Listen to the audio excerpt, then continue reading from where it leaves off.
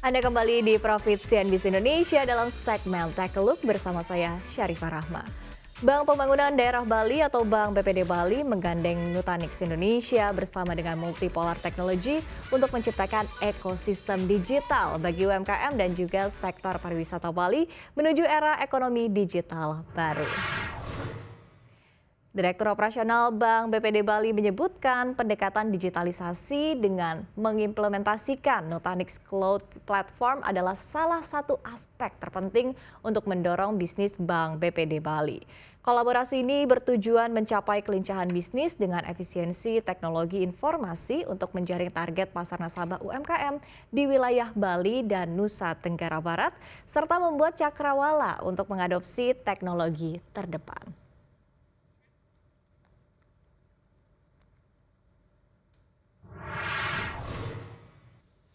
Ya, dan untuk membahas terkait dengan hal ini telah hadir di studio CNBC Indonesia, Country Manager Nutanix Indonesia, Bapak Vetra Syahbana, dan juga Direktur Operasional Bank BPD Bali, Ida Bagus Gede Setia Hyasa. Selamat siang Bapak-Bapak, apa kabar? Selamat siang, Selamat siang Mbak Isfer. Ya, terima kasih waktunya untuk CNBC Indonesia, dan tadi kita sudah saksikan bersama ya informasinya menuju transformasi ekonomi digital ke depannya. Saya akan tanyakan terlebih dahulu untuk Bank BPD Bali, kira-kira seperti apa sih Pak visinya untuk perekonomian digital di Bali? Selamat siang Mbak Iva. Mungkin kami dari Bank BPD Bali ya dalam hal ini dapat menyampaikan bahwa sesuai visi Bank BPD Bali menjadi bank terkemuka, berdaya saing tinggi dan khususnya untuk UMKM adalah untuk meningkatkan daya saing UMKM gitu, dan juga pembangunan daerah itu. Menyangkut terkait itu, kami BPD Bali juga sudah mempersiapkan satu platform itu dari service, dari produk, khususnya dari infrastruktur gitu ya. Salah satu salah satu misi kami adalah memperkuat ekosistem digital, layanan digital, dan yang kedua adalah memberdayakan UMKM. Artinya dengan kondisi seperti itu bahwa Bali khususnya dalam hal ini sebagai pasar utama kami dan NTB dalam hal ini sebagai satu cabang kami ada di sana. Artinya kita berharap bahwa dengan kapasitas yang dimiliki oleh Bank BPD Bali akan bisa memberikan tingkat dan meningkatkan value daripada UMKM yang ada di Bali gitu. Dengan layanan yang kita miliki gitu, dengan layanan Bank BPD Bali, layanan digital dan infrastruktur digital yang kita kembangkan sesuai dengan transformasi digital, khususnya di Bali sebagai daerah wisata ya, itu memang kita membangun satu ekosistem berkontribusi kepada Pemda dengan kepercayaan pemegang saham dalam hal ini Gubernur, Bupati seluruh Bali dan Wali Kota, itu menyebabkan kami untuk bisa tumbuh berkembang bersama masyarakat Bali gitu ya, khususnya itu. Oke, nah tadi selain sempat disinggung ya terkait dengan upaya untuk membentuk platform tentunya, kira-kira seperti apa lagi begitu langkah-langkah yang dilakukan oleh Bank BPD Bali ini untuk mencapai visi-visi tersebut? Satu hal yang memang harus kita bangun ya, kalau kami karena financial institution dalam hal ini perbankan itu tidak ada layer, tidak ada level bank kecil, bank besar, menengah gitu ya. Tapi servisnya harus sama itu. Adalah kebutuhan pasar itu. Pasar harus kita akuisisi gitu ya, harus kita utamakan. Salah satunya masalah financial institusi adalah terkait dengan digital channel gitu ya. Yang kita jaga adalah memperkuat ekosistem itu. Ekosistem itu ada ekosistem destinasi wisata, harus kita perkuat sebagai destinasi wisata di Bali ya. Seluruh destinasi kita harus jadikan target untuk kita kelola menjadi satu value untuk kita kelola bersama pemerintah daerah. Yaitu UMKM yang ada di Bali sampai saat ini ya, dari sisi akuisisi ya, maupun kami bank daerah gitu ya. Tapi sesuai dengan visi kami sebagai bank yang terkemuka dalam melayani UMKM sampai saat ini komposisi sektor UMKM yang sudah kita kelola adalah 48% dari total kredit yang kita miliki gitu ya. Dari total kredit yang kita miliki kurang lebih 19 triliun ya Pak ya. Artinya melihat kondisi itu, kepercayaan masyarakat Bali itu terhadap produk kami dari sisi funding maupun lending itu harus kita utamakan. Penguatan ekosistem yang pertama, ekosistem digital. Yang kedua tentunya adalah terkait dengan solusi. Solusi itu service itu adalah digital channel itu. Penguatan kami infrastruktur terkait dengan masalah digital channel kami. Ada mobile banking, internet banking, ada transaksi pembayaran dengan QRIS gitu ya, dengan KRIS yang di launching tahun 2019 oleh Bank Indonesia. Itu menjadi salah satu tonggak daripada kami bersaing di dunia perbankan saat ini. Yang ketiga tentunya adalah masalah digitalisasi bisnis proses gitu ya, internal bisnis proses. Itu 3 hal.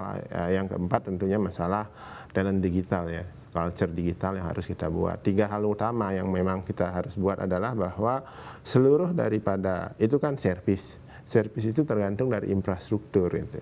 Salah satunya kami bekerja sama dengan Multipolar Teknologi bersama dengan Nutanix ya. Itu menjadi salah satu yang penyedia infrastruktur yang kita coba adopsi untuk mentransformasi infrastruktur digital di Bank BPD Bali itu. Artinya kita ada 2 hal ya, masalah infrastruktur itu SLA dan Service Level Agreement dan availability gitu ya.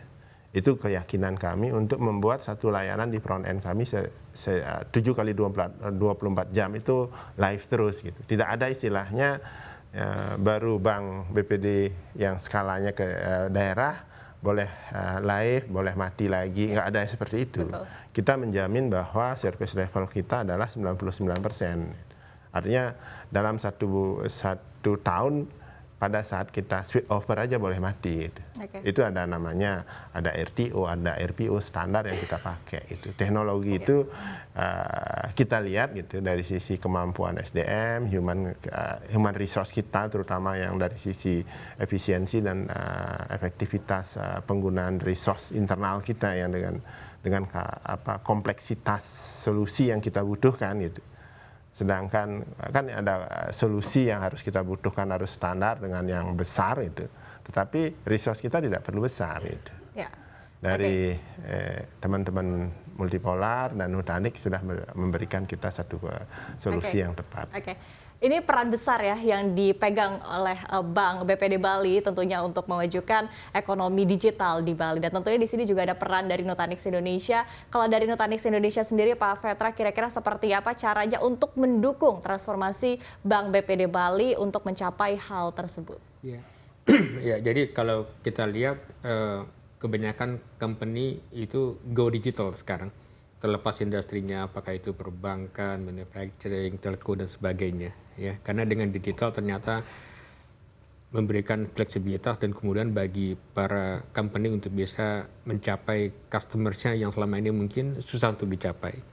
Nah, kalau kita bicara digital maka tidak terlepas dari adopsi cloud yang ada di Indonesia. Di mana kalau kita lihat last few years itu adopsi cloud kita cukup bagus. Dan trennya itu meningkat dari tahun ke tahun. Ditambah dengan situasi pandemi kemarin. Jadi boleh dibilang pandemi kemarin menjadi satu katalisator yang mempercepat adopsi cloud di Indonesia. Nah, yang menarik adalah bagi Nutanix cloud itu bukan destination, lebih ke arah operating model sebetulnya. Nah, karena dia operating model, tadi Pak Kusudip sampaikan bagaimana dibutuhkan suatu tidak hanya teknologi yang mumpuni, tetapi juga secara cost ataupun secara komersial itu juga mesti sesuatu yang affordable dan tepat guna. Nah, jadi dengan memprovide atau dengan memberikan cloud platform solution ke BPD Bali, kita berharap kita bisa menjadi satu bagian yang terintegral dari semua solusi yang memang dibikin atau diciptakan atau dibuat oleh BPD Bali untuk bisa melayani customer itu dengan lebih baik. Karena pada akhirnya tujuan kita bersama-sama itu adalah untuk memberikan customer experience yang lebih meningkat tentunya gitu ya. Terlepas situasi itu seperti apa, apakah nanti katakanlah kantor cabangnya nggak boleh buka karena memang situasi pandemi, kemudian juga karena aturan di kita tidak boleh berkumpul lebih dari 5 orang misalkan hal seperti itu, maka dalam hal ini teknologi itu akan menjadi landasan yang membuat semua tadinya keterbatasan itu bisa kita atasi secara bersama. Nah, itu satu. Kemudian yang kedua yang kita lihat itu juga adalah customer seharusnya diberikan freedom untuk bisa memilih di mana dia akan menempatkan aplikasinya, di mana mereka akan menempatkan datanya, dan semua ini informasi yang mereka punya itu harus tersimpan di dalam satu environment yang katakanlah tidak hanya secure, tetapi itu juga mesti mudah diakses dan juga mesti punya disaster recovery plan-nya, sehingga in case ada suatu emergency maka kita harus make sure apapun itu situasinya, data nasabah yang ada di situ itu akan bisa kita amankan atau bisa kita proteksi dengan sedemikian rupa sehingga tidak ada kehilangan data atau apapun itu.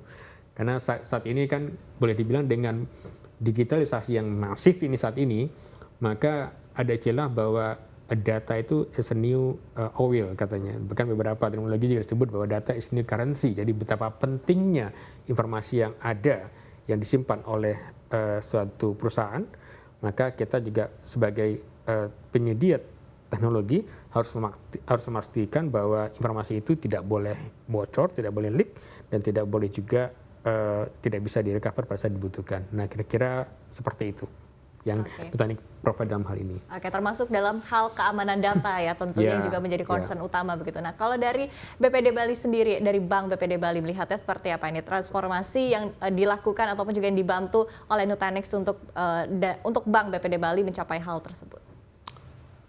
Tadi Pak Petra dari Nutanix sudah menyampaikan ya, satu hal yang memang kita rasakan ya, artinya bagian dari perencanaan kita yang bisa kita realisasikan. Ada perencanaan, ada implementasi, ada realisasi yang pengalaman ya, mungkin dari sisi pengalaman kami sebagai user experience ya, dari tahapan-tahapan perencanaan yang memang sudah kita, ini prosesnya kan cukup panjang Pak, proses assessmentnya dari internal, seluruhnya internal ini, dengan teman-teman di Multipolar Teknologi yang notabene sudah cukup lama jadi provider kami gitu ya.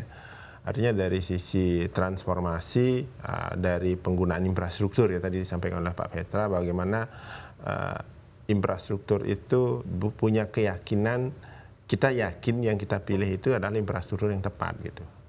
Ada istilah cloud gitu. Artinya dari sisi infrastruktur, dari jumlah infrastruktur yang banyak, dari resiko operasional yang banyak, kita gabungkan dengan jumlah orang yang mengelolanya sedikit. Itu transformasi real yang bisa kita lakukan gitu.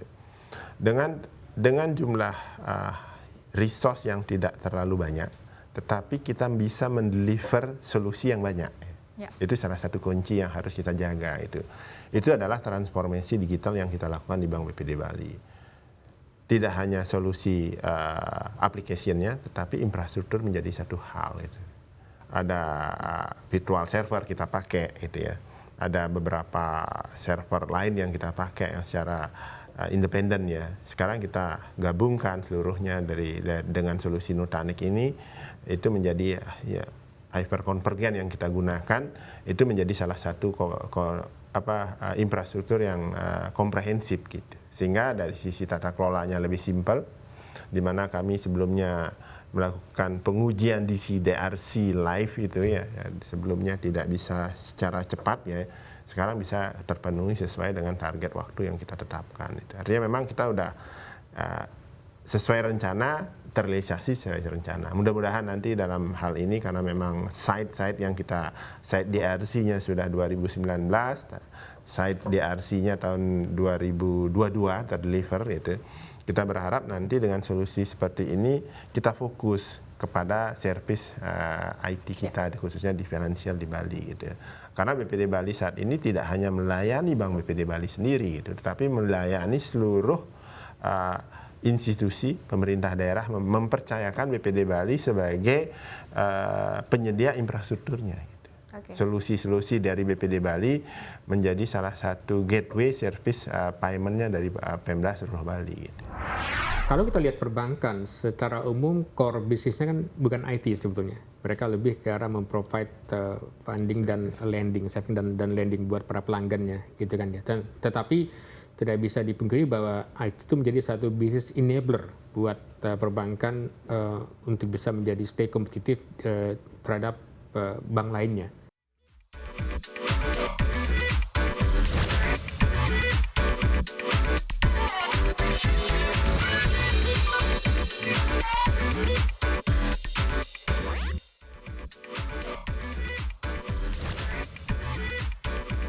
Anda kembali di Profit CNBC Indonesia dalam segmen Take a Look bersama saya Syarifah Rahma. Oke, tadi sempat dijelaskan juga ya terkait dengan infrastruktur, kemudian juga tadi server juga begitu kan menjadi satu kunci penting juga begitu, apalagi di masalah terkait dengan digitalisasi, transformasi ekonomi di Bali ini juga salah satu kunci utamanya adalah terkait dengan dari teknologinya itu sendiri. Nah kemudian kalau Pak Petra sendiri, kalau Anda melihatnya Pak, kira-kira seperti apa sih tantangannya untuk perbankan begitu ya untuk bertransformasi digital? Oke. Kalau kita lihat perbankan, secara umum core bisnisnya kan bukan IT sebetulnya. Mereka lebih ke arah memprovide funding dan lending, saving dan lending buat para pelanggannya, gitu kan ya. Tetapi tidak bisa dipungkiri bahwa IT itu menjadi satu bisnis enabler buat perbankan untuk bisa menjadi stay kompetitif terhadap bank lainnya. Dan regardless itu bank besar, bank kecil ataupun bank menengah, itu bagi kita sebagai nasabah sebuah bank, kita tentunya menginginkan kalau bisa semua itu dilakukan dengan seefisien mungkin, secepat mungkin, dan semudah mungkin. Tanpa tentu saja kita juga tidak mau transaksi yang kita lakukan itu tidak secure, karena kita sebagai nasabah pengennya itu secure, data kita aman, kemudian juga uang kita dikelola dengan baik, kemudian juga transaksi yang kita lakukan itu juga mudah, simple, dan sederhana. Kita tidak mau hal-hal yang rumit. Nah, apa yang membuat itu semua dimungkinkan? Ya kembali bahwa IT sebagai bisnis enabler bagi perbankan itu akan berperan penting mendukung dan mendorong digitalisasi perbankan. Ya, nah, jadi kalau kita lihat trennya dari waktu ke waktu itu sangat masif pergerakannya ya, dan juga very dynamic lah kalau kita bicara seperti itu, kalau kita lihat kenyataan yang di market saat ini. Karena apa yang perbankan lakukan di tahun ini dibandingkan nggak usah jauh-jauh lah, 3 tahun yang lalu itu sangat berbeda. Ya, bagaimana juga, nah itu akan membuat di belakangnya IT sebagai bisnis enabler berarti juga mau akan harus menyesuaikan dengan perubahan yang ada di market gitu kan.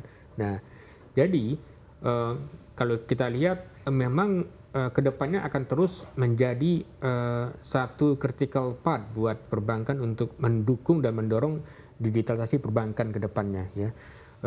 Sekarang kita mengenal ada yang namanya super apps, kemudian juga kita mengenal apa yang disebut dengan modern applications, di mana pada saat orang butuh service itu maunya kapan available service-nya hari ini.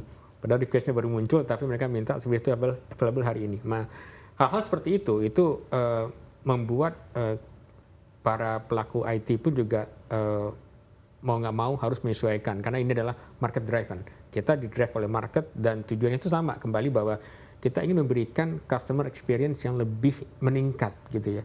Dan menarik sekali untuk kita lihat, kemarin saya selalu sampaikan bahwa pandemi kemarin di samping kita menghadapi banyak hal dalam hal kesehatan gitu ya, tantangan dalam hal kesehatan dan sebagainya, tetapi dari sisi IT kita juga melihat ada banyak perubahan perilaku yang mau nggak mau kita harus adjust gitu ke market. Contoh, customer itu tidak bisa mengirim orang ke kantornya karena kantornya tutup, sementara pelayanan nggak mungkin tutup, karena kalau pelayanan itu tutup maka roda ekonomi bisa terganggu kan pergerakannya. Jadi bagaimana IT dalam hal ini memberikan pelayanan yang penting sehingga dimanapun customer itu berada, mereka tetap bisa akses aplikasi dan datanya, dan pada saat mereka akses aplikasi dan datanya, mereka bisa akses itu dengan secure, kemudian juga dengan cepat dan aman. Dan kalaupun diperlukan perubahan atau modifikasi apapun itu bisa dilakukan dengan waktu yang juga cepat. Nah, kira-kira seperti itu gambaran bagaimana IT tetap akan menjadi bisnis enabler buat perbankan. Apalagi saat ini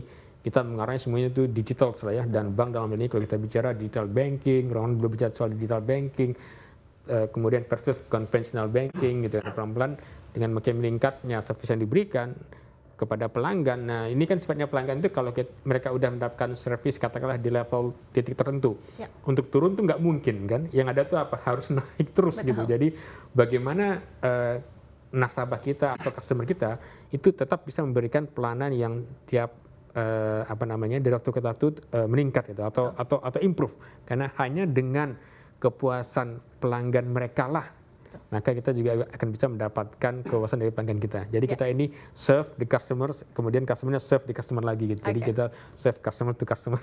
Kira-kira seperti itu yang saya lihat ya trennya yang ada saat ini ya. Dan tentunya kalau untuk teknologi ini sendiri juga yang ditawarkan adalah solusi begitu ya, termasuk tadi diantaranya adalah solusi untuk bisa meningkatkan ataupun juga mengimprove kinerja dari nasabah dari teknologi itu sendiri ya. Kemudian kalau kita lihat dari yang namanya transformasi, kita ketahui juga pasti kan ada sesuatu yang kita tinggalkan di belakang menuju ke sesuatu yang lebih baru lagi begitu. Nah ini kira-kira seperti apa cara dari Bank BPD Bali untuk mengatasi berbagai keterbatasan dan juga infrastruktur lawas sehingga bisa menangkap peluang-peluang baru ke depannya? Artinya kalau kita melakukan transformasi secara infrastruktur kan itu ada batas waktu ya Mbak ya. Artinya kita mencoba mengadopsi, karena kita tahu keterbatasan adalah masalah resource ya. Tapi servis nggak boleh terbatas. Gitu. Tadi disampaikan oleh Pak Petra bahwa kebutuhan customer itu harus diadopsi gitu. Nggak boleh kita punya servis di bawah pesaing kita gitu. Nggak ada ukurannya, pesaing itu nggak ada ukurannya. Itu adalah servis yang harus sama gitu.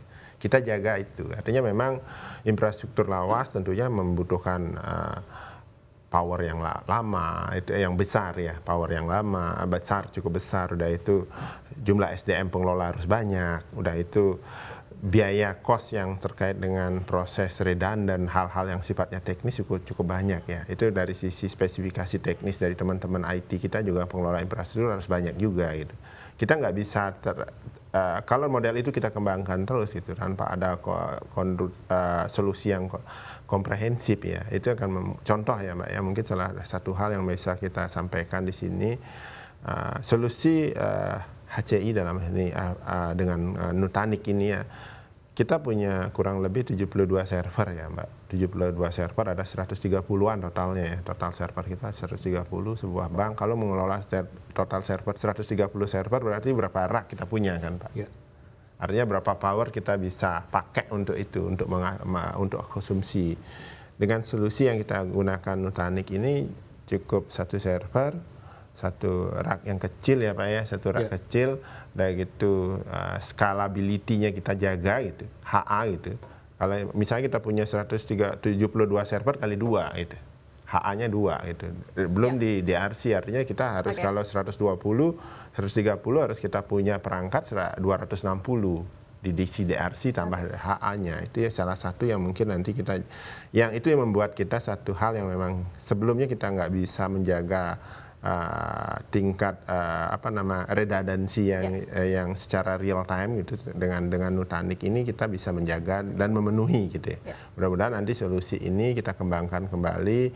Tadi disampaikan oleh Pak Petra juga, channel-channel kita migrasikan semakin banyak. Dari 72 server yang kita miliki sekarang ini ada channel digitalnya di sana, ada layanan kepada pemerintah daerah juga di sana, ekosistem di Bali juga ada di sana, destinasi wisata, universitas, seluruh tagihan ada di Bank BPD Bali gitu. Itu kita jaga. Gitu.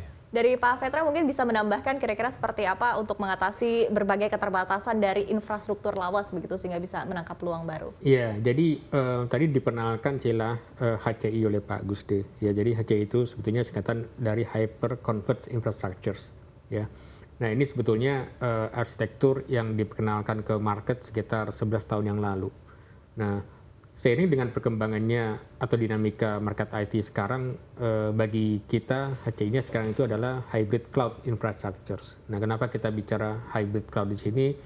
Karena Nutanix itu mengadakan survei buat pelanggan gitu ya, baik itu customer kita ataupun non-customers kita. Nah, dari hasil survei tersebut itu kita lihat bahwa trennya ke depan itu majority dari company ini akan menerapkan konsep hybrid cloud. Tadi saya bicara soal cloud adoption di kita, di mana cloud adoption itu makin baik ya, dan bahkan diakselerasi oleh pandemi kemarin. Nah, sekarang kita lihat bahwa more and more atau makin banyak company itu mulai memikirkan adopsi hybrid cloud. Nah, kalau kita bicara soal adopsi hybrid cloud, maka seharusnya customer terlepas masalah keterbatasan mungkin dalam hal infrastruktur dan segala macamnya, maka customer pun seharusnya punya freedom untuk memilih kan ya. Tidak seharusnya bahwa di samping mungkin dengan segala keterbatasan yang ada, tidak seharusnya customer itu di-lock oleh salah satu fitur tertentu. Jadi sebagai nasabah atau sebagai customer, kita kepengennya punya freedom untuk memilih dengan siapa sih kita mau bermitra, dengan siapa sih kita mau berpartner, dan kenapa gitu kan ya. Nah, kalau kita bicara solusi, ada banyak solusi yang available di market saat ini. Ya, nah, tetapi kan kata kuncinya itu adalah bagaimana kita menemukan atau bagaimana kita mencari solusi yang memang tepat guna buat kebutuhan internalnya kita. Ya. Tidak semua solusi yang available di market itu mungkin bagus, tetapi mungkin belum kita butuhkan saat ini. Ya, jadi bagaimana juga solusi yang kita cari tersebut itu juga akan memberikan efisiensi. Itu kata kuncinya. Karena saat ini kan bagaimanapun juga setiap investment apalagi di perbankan itu pasti harus dipertanggungjawabkan. Setiap dolar atau setiap rupiah yang keluar itu pasti akan dituntut untuk memberikan layanan tambahannya itu apa gitu. Kemudian ini bisa savingnya itu di mana, dan tanpa harus mengurangi atau tanpa menurunkan service level kepada para pelanggannya. Jadi konsep HCI tadi yang memungkinkan itu terjadi atau dimungkinkan itu dilakukan. Kenapa? Karena tadinya dalam hari sosial kita mungkin butuh 3 orang yang berbeda mengurusin urusan server, storage, dan network. Kemudian dengan konsep hyperconverged tersebut, maka itu dibikin sedemikian rupa sehingga hanya butuh mungkin satu resource yang mungkin manage yang tadi itu 3. Nah, hal seperti itu mungkin tidak terlihat dari luar, tetapi secara operasional itu akan terasa sekali.